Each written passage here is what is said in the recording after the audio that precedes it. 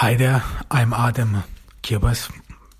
You are listening to my podcast where we talk about various things abroad approach. We some sort of discuss philosophical issues here. This is another day in the pandemic. It is an October day here in Ordu in Turkey. The sun is coming out, so we have a little bit sunshine here, and I hope that you all are doing fine and that we somehow will get through this pandemic.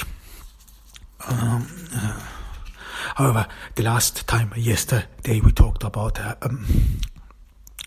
Oedipus complex. I know that this is quite controversial. I think the Oedipus complex within the psychoanalysis as well, it is very controversial.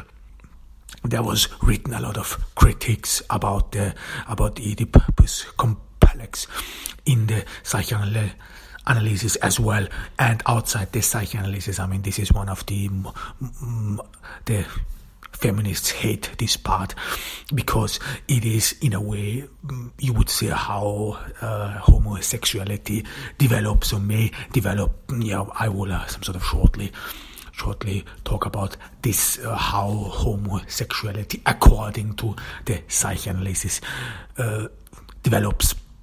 However, again, I have to be aware of one thing, that firstly, the psychoanalysis is not 100% science, because 100% science would be something which is verifiable. It is not, and I think this is pretty much difficult in the human mind to some sort of come up with 100% scientific judgments, or if you come up with 100% scientific judgments, then they are so general, they are mostly in general, that you can't much, or that they really, in a way, they are rather biology than really science of the mind. I know that in the English-speaking sphere, there is not this discussion between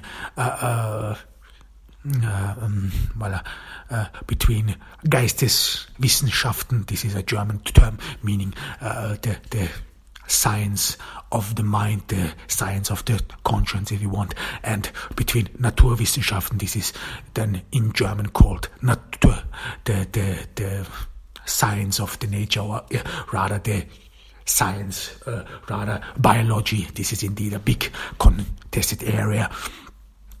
So normally a German philosopher right now would start,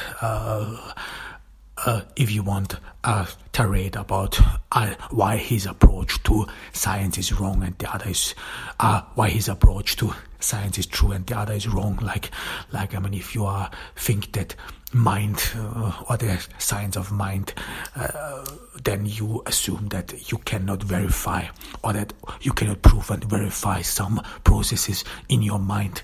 Like, for example, a very common example is insanity. Insanity is something you cannot detect on an, I think it is called tomographer in English.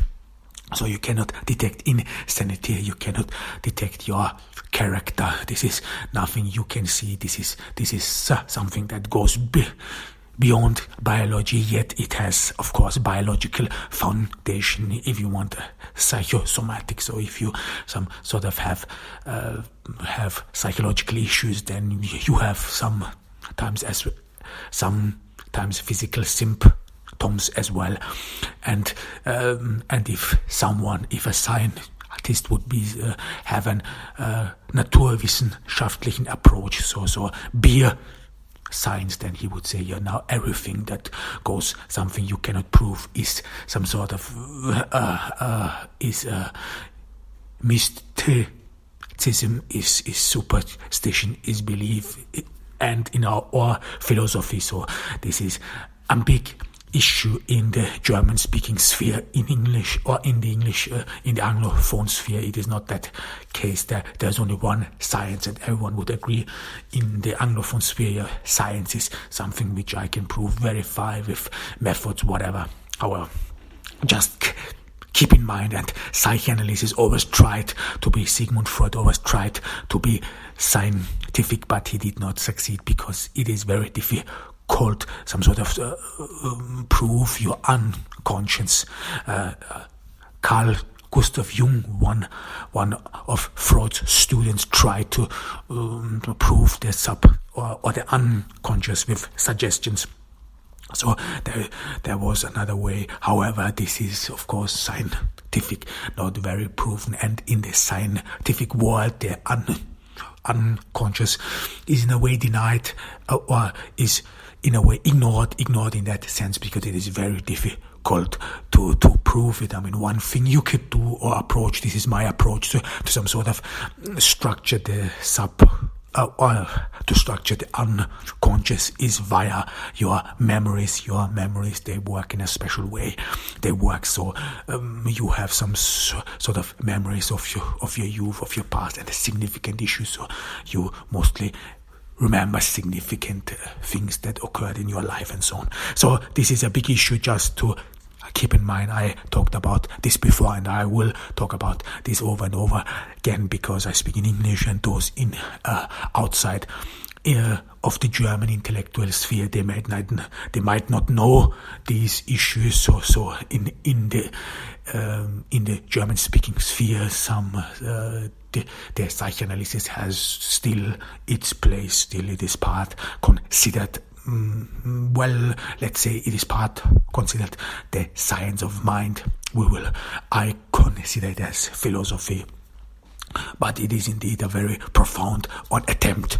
This is something we have to be very clear of. It is an attempt, and I always said it is the psychoanalysis we have to consider as an attempt to some sort of fully understand or understand the human unconscious as well as the sub and conscious. However, and we talked about Oedipus complex, and I said a very crucial thing, and this was that it would not matter.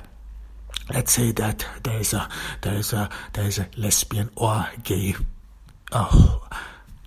couple who adopts a child, and I said that it is for a relationship always verified, or if this relationship some sort of has to maintain, or if it has a stable foundation, no matter what people say, then there's always one part in the relationship, so who is some sort of the passive form, maybe subordinate was not rightly chosen, but the passive form, and the other one is active, or I said the dominant form, and the other one is some sort of the passive form. And this might all assume with manliness and with femininity, because this is what we assume. This is what gender is, and I am an advocate of the approach that there is a biological sex which you cannot change. This is in your genes, and if you do not like your sex, your biological sex, then you have a superior mind to deal with it, to deal with your physical appearances, with your shortcomings, whatever it is. So we will talk a little bit about Alfred Adler as well. However, this is why you have a superior mind to deal with these things. However, it is indeed true, and there is a lot of proof that there is a social gender. This is some sort of socially constructed. An easy way to prove this is through history. I always refer to the antiquity. There is a lot of, if you want, a lot of material. There is, for example, an example that over-sexualization in the antiquity was manifested on the male body. It was homoerotic and so on. So this is indeed a big issue.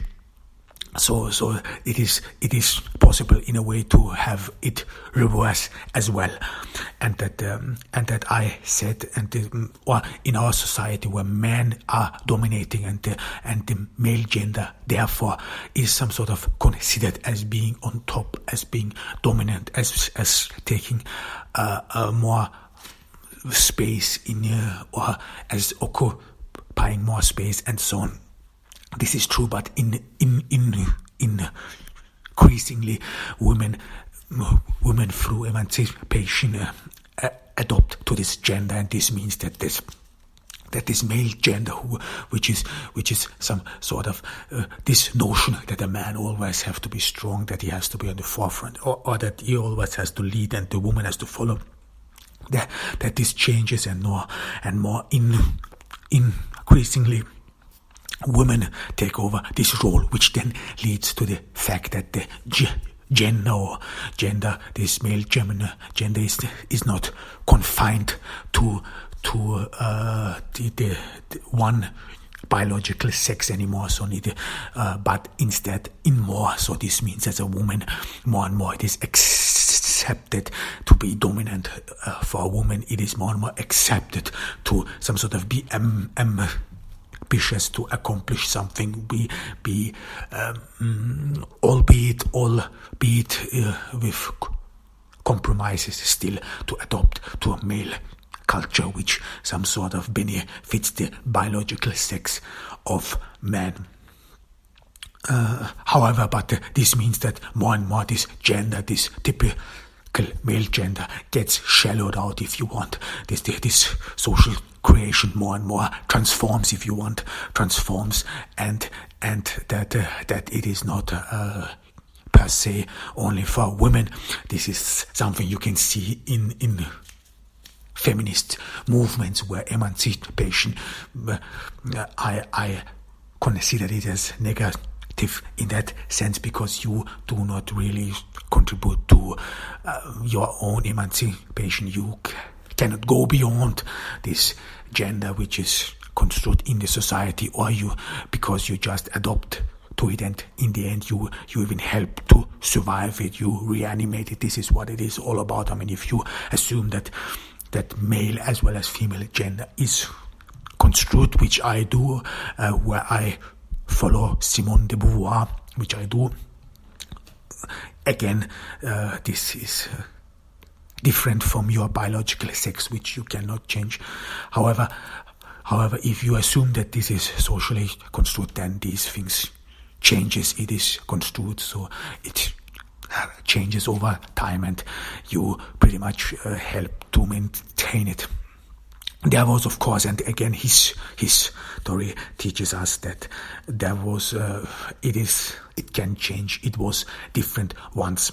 However, what is not, this is what I want to say. And then, of course, I talked about Oedipus complex, which I some sort of rushed in a way. I mean, the first thing was, or the key issue in the Oedipus complex is that you try to explain what role models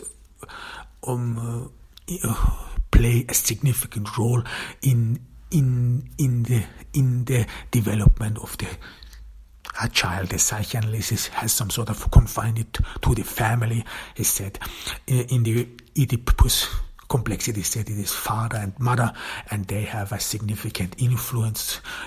They are in the first formative years of the child, and in these formative years they have a significant influence how the child acts, behaves, and how it orients himself towards the opposite sex as well as towards the same sex, his mother, as well as, or vice versa, his mother or his father. Of course, this is not only psychological, this is something we have to be aware of as well. I mean, there are indeed significant issues. For example, if there are some which we have to talked about. I mean, if you some sort of live in social dire situations. I mean, if you have financial strain, I mean, this is what is always have. I mean, if you live in some certain circumstances, they have indeed influence on your development as well. They may have positive influences, or they may have negative influences. However, and we said that the boy in the family tries to gain the attention of his mother, and in doing so he orients himself on the Father.